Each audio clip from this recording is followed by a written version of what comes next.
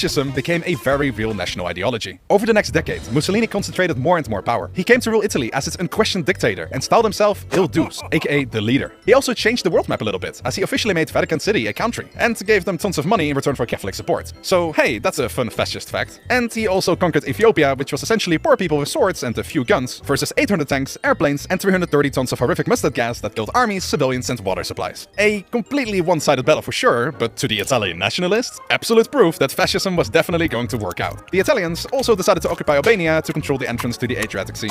Now, not to be that kind of guy, but since I am here with a white shirt and you are completely white, it's probably time for you to go before we start the shirt race war. Oh, but before you go, here, a sticker of approval. May the Italian Jojo gods be with you. Bye, my friend! Hello again. Did you like my painting? Yeah, they always react like that. World War II still hasn't happened. In fact, we are only in 1922. So why did I push you all the way into fascist Italy? Well, because history is kinda like a domino chain. And Mussolini? He's one of the first dominoes, but he is not the biggest one. Watch your head.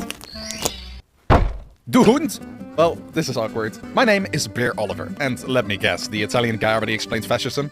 Perfect, that saves me like 5 pages of dialogue. Anyway, Germany was basically having the same problem as Italy. But instead of being winners that felt like losers, they were losers that felt like ultra-losers. Unlike Italy, Germany wasn't upset because they didn't get enough. They were upset because they got stuck with the biggest bill imaginable. Roughly $5 to $10 trillion in today's money. On top of that, they lost these territories, had to demilitarize the Rhineland, reduced their army to just 100,000 men, weren't even allowed to have an air force, and were forced to watch our Delta Heist video 3 times per day as punishment for being a bad boy. Needless to say, the Germans were not having a wunderbar time. Suddenly, a lot of Germans started looking for somebody to blame.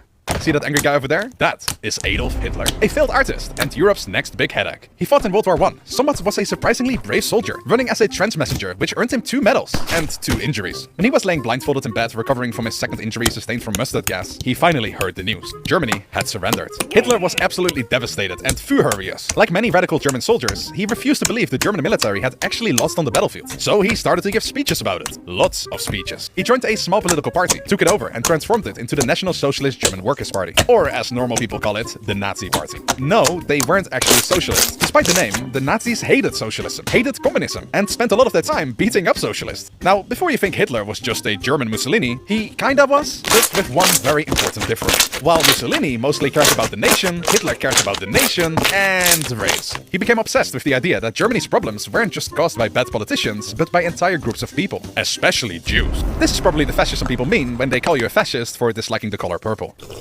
Anyway, while Hitler was busy giving speeches, which he was extremely good at, Germany was busy falling apart. So Hitler looked over to his neighbors down below and decided to copy their homework. He gathered a bunch of supporters, marched into a beer hall, which is probably why we are here, and tried to overthrow the German government.